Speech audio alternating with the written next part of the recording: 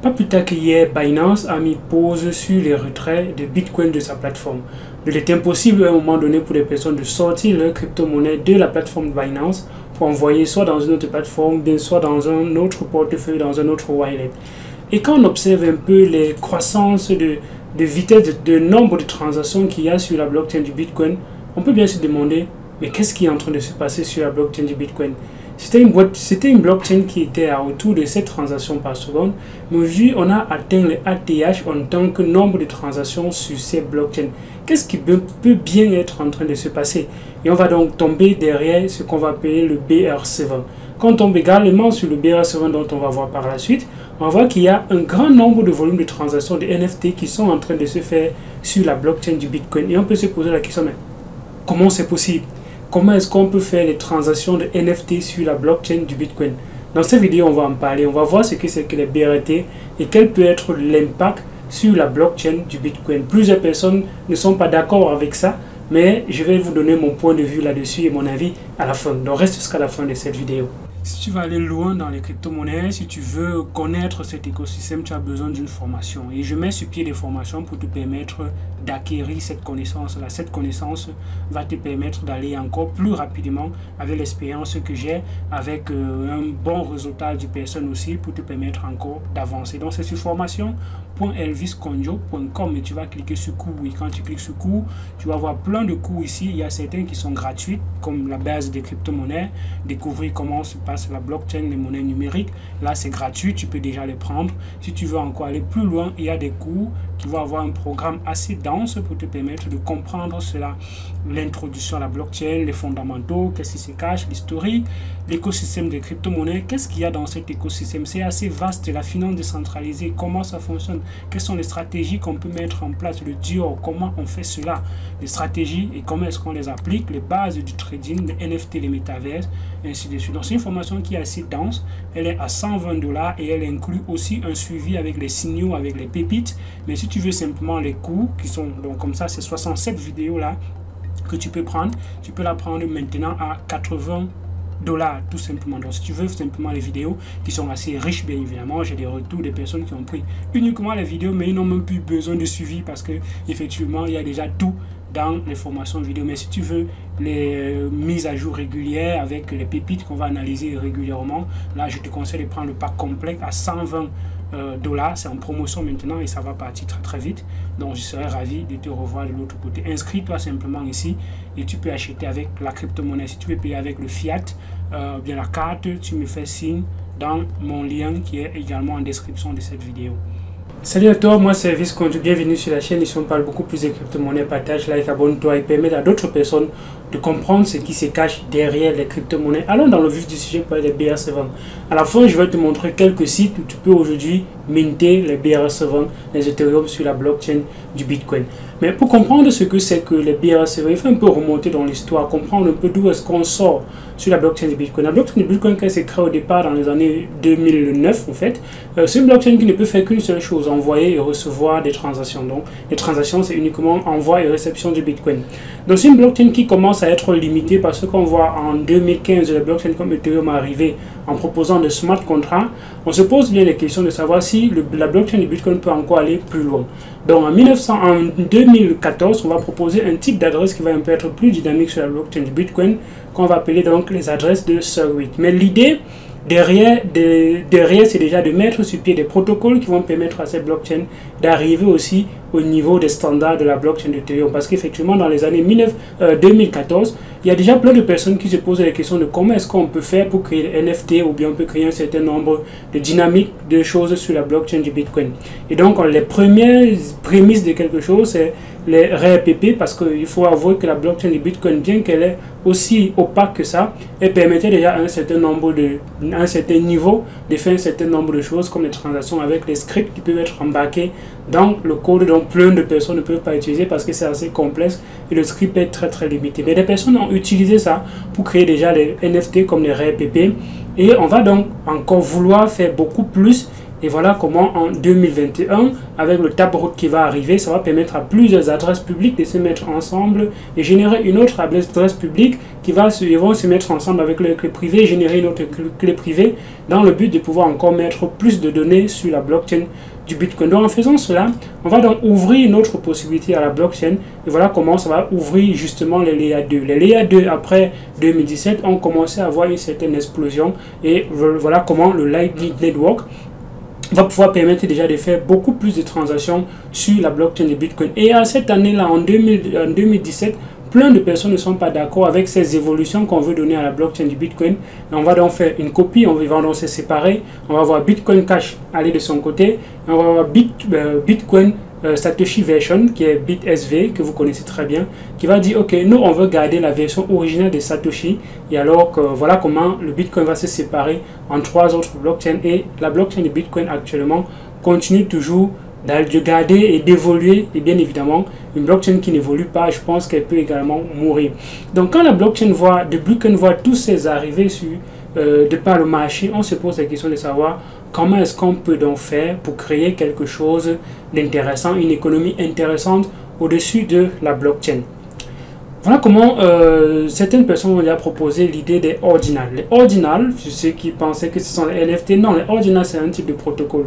C'est un protocole qui permet déjà d'écrire des informations sur la blockchain. Ça permet de donner, ça permet de définir des mécanismes de commande qui permettent d'écrire des informations sur la blockchain. Et les personnes vont donc utiliser ces mécanismes d'écriture d'informations sur la blockchain pour définir un protocole d'écriture d'informations sur la blockchain, ce qu'on appelle un request comment. Le request comment c'est RC et on peut maintenant l'appliquer à une blockchain. Sur la blockchain de l'Ethereum, ce sera donc ERC et on va donner une certaine indication à ce type de request comment parce que ça va évoluer en fonction des activités qu'on veut faire sur la blockchain. On peut donc avoir BRC, ERC20, on peut avoir je ne sais pas trop quoi, KCC, ainsi de suite. Donc le RC c'est pour dire request comment et du coup sur la blockchain du Bitcoin, on va donc appeler le BRC et on commence à 20 parce que c'est le standard qui est le plus appliqué dans les autres blockchains. Du coup, on va dire, ok, on va aller sur le standard qui est déjà sur d'autres blockchains et on va donc définir par un certain nombre de personnes qui sont sur Twitter, qui vont faire des propositions de ce qu'on peut mettre dans un protocole. Qu'est-ce qu'on peut mettre dans un protocole? Qu'est-ce qu'on peut faire avec le protocole? Et du coup, une certaine personne appelée Dono, donc je vais mettre le Twitter en commentaire, vous pouvez voir même le Twitter, il est là, Dono. Dono Data, vous pouvez voir ici Dono Data, c'est la personne qui a proposé ce protocole BRC20. BRC20, c'est juste un standard qui définit le type de requête qu'on peut faire sur la blockchain. Une requête sur la blockchain, ce n'est pas comme sur les blockchains Ethereum où on a un smart contract qui va avoir un certain nombre de logiques, non. Sur la blockchain du Bitcoin, il s'agit simplement de dire, ok, au-dessus de ta transaction, tu peux mettre certaines données. Et dans certaines données-là, si tu les structures d'une certaine façon, on peut considérer ça comme une requête qui est différente et qui peut faire et qu'on peut faire autre chose avec. Donc, sur la blockchain du Bitcoin, quand on fait une requête sur la blockchain, on peut ajouter des données. Donc, comme dans d'autres blockchains, on peut ajouter des données dans notre transaction. Du coup, en structurant ces données d'une certaine façon, on peut donc arriver à ce qu'on va voir par la suite. On va définir donc le protocole qui va fonctionner comme si, parce que le protocole dit, ok, on va avoir un fichier JSON, donc un format JSON. Le format JSON, pour ceux qui sont dans les développeurs, ils savent très bien ce format. C'est le nom en fait, le nom de l'attribut, la valeur. Le nom de l'attribut, la valeur. Donc, on va définir ce protocole-ci en ERC20 qui dit, ok, si on fait une transaction et que dans les commentaires de cette transaction, on voit ceci apparaître, alors on va faire référence à un BRC20. On va dire P pour dire protocole, BRC20. On va dire option, op pour dire opération qu'on veut exécuter. Si tu veux faire le deploy, tu vas mettre deploy. Si tu veux faire le mint, tu vas faire le mint. Si tu veux faire le transfert, tu vas faire le transfert. Donc, il y a quelques actions qui ont été définies par le protocole. Le tickler, ce sera donc les 4 codes qui vont servir pour représenter le token. Donc, c'est un peu comme le code d'une crypto-monnaie, comme ADA pour Cardano, ETH pour Ethereum, BTC pour Bitcoin, ainsi de suite. Donc tu vas mettre ça de que le max sera le maximum de NFT qu'on peut créer et la limite sera la limite qu'on peut créer dans une transaction.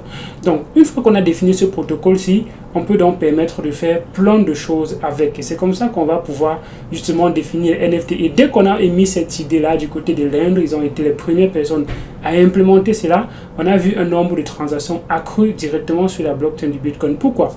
Tout simplement parce que c'est quelque chose de nouveau. Et du coup, ça ouvre d'autres possibilités sur la blockchain du Bitcoin. Les gens, quand ils avaient la blockchain sur le Bitcoin, le Bitcoin sur la blockchain du Bitcoin, ils ne pouvaient faire rien d'autre avec que d'envoyer à une autre personne. Ou bien, s'ils veulent maintenant bénéficier d'une économie, envoyer ça sur une autre blockchain. Et ce n'est que sur une autre blockchain qu'ils peuvent bénéficier d'un certain nombre de choses avec. Même s'ils veulent acheter le NFT, ils ne peuvent pas le faire sur la blockchain du Bitcoin. Du coup, plein de personnes qui ont donc le Bitcoin peuvent donc revenir sur la blockchain du Bitcoin et bénéficier de cette économie-là qui est en train d'être mise sur cette blockchain. Voilà comment le réseau peut être congestionné.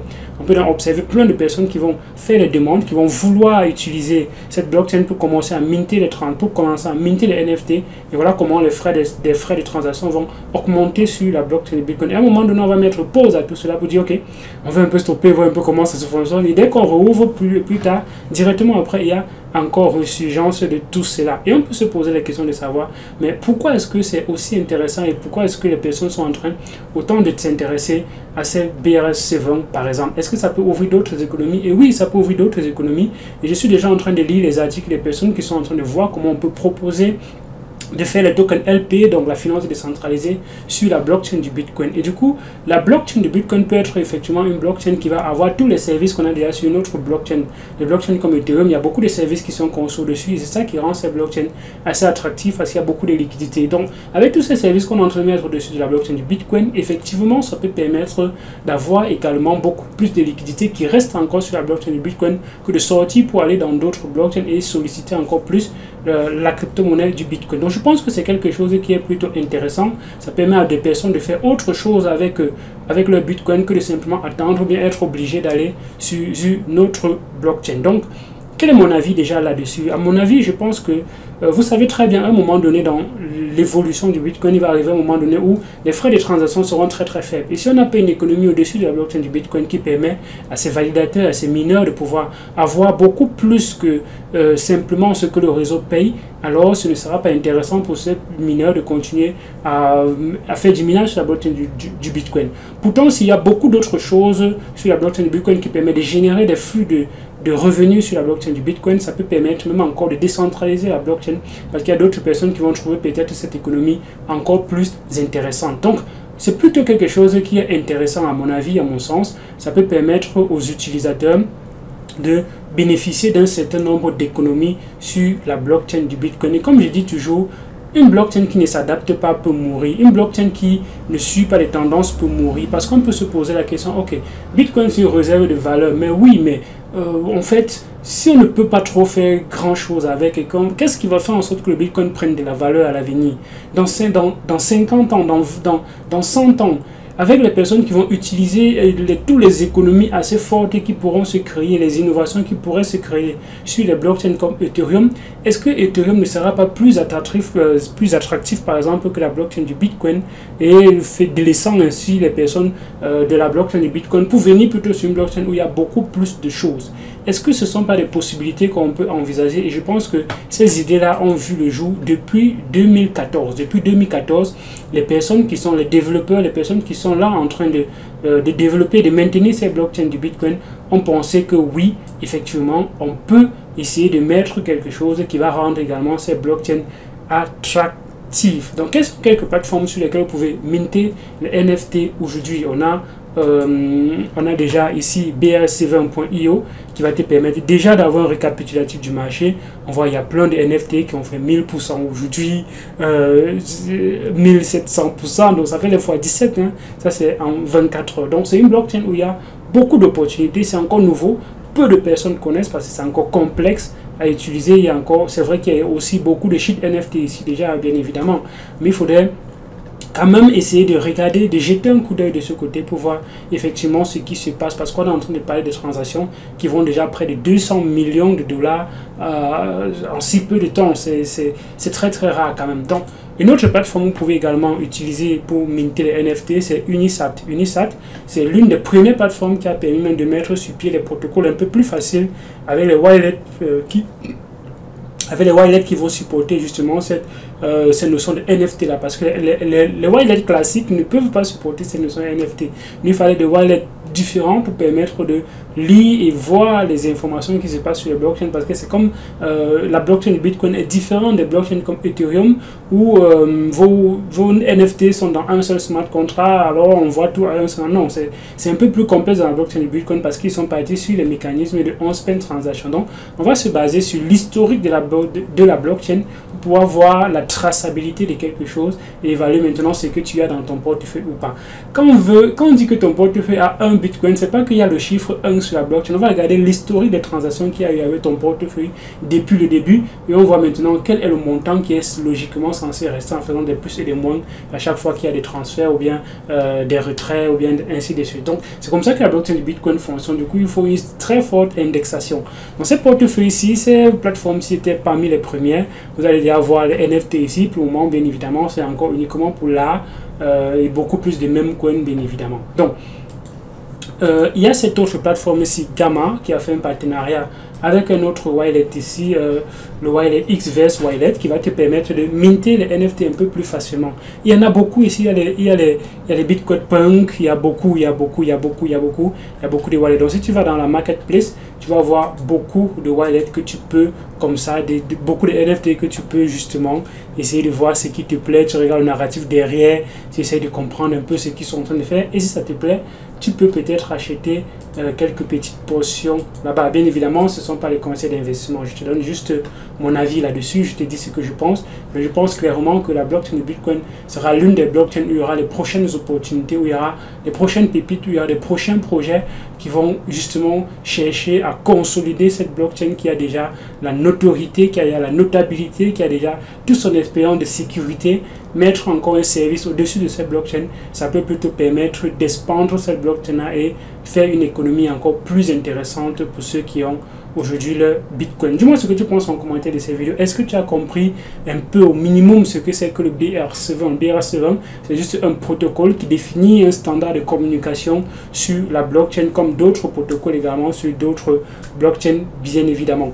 Dis-moi ce que tu penses en commentaire, like la vidéo, partage la vidéo, abonne-toi pour permettre à d'autres personnes de bénéficier de ces connaissances gratuites. Si tu as besoin de formation, c'est en description de la vidéo et je serai ravi de t'accompagner. La formation, c'est la clé, c'est dans le bear market qu'on se prépare, qu'on essaye d'être le mieux informé, saisir le mieux des choses pour pouvoir justement décoller quand le marché va aller dans un sens très intéressant. D'autres vidéos sur la chaîne Elvis Konjo. Ciao.